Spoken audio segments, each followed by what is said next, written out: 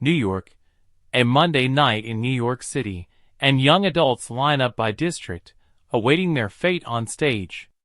Not quite The Hunger Games, but the fans at Barnes and Noble Union Square would have volunteered as tribute regardless.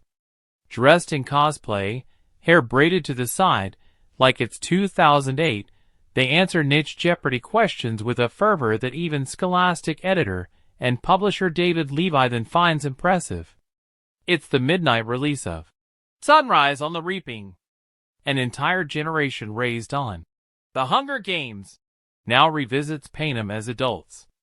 Social media was in its infancy when Suzanne Collins' series debuted, turning it into early fandom culture, a gateway to dystopian literature, and a blueprint for middle school games played in the woods. The dream in children's and teen literature is for people to come up to you 20 years later and say, "I read this when I was 15, and I'm still reading your books," Levithan says. It means something. It's not just entertainment. Christina Agosta and Aliza Kessler, friends for over a decade through their love of the series, recall attending midnight movie releases. Kessler even went while studying abroad, despite not understanding the language. "This is my thing," she says. "It doesn't matter where I am. This is home." The books raised generations of critical thinkers. When Levithan first read The Hunger Games, he had 2 words: holy sh. Months before its release, industry insiders called it a dark horse, but it became a cultural force. Its success ushered in an era of dystopian literature, fueled by the rise of online fandoms. Riley Vask remembers feeling trusted by the series. "It laid the foundation for understanding how to critique wider social structures," she says.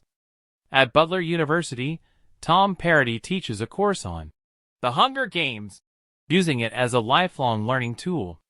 Communication students analyze the games as reality TV, political science majors study the Capitol, and psychology students explore PTSD and Katniss and PETA.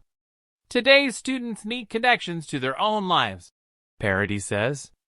"Otherwise, they won't engage." Katniss herself remains a defining force. In a sea of male protagonists, she offered something different. Kitty Short remembers how the book's popularity broke down gender barriers in reading.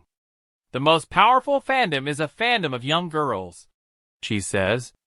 For Demaya McKeithen, the series embodies perseverance.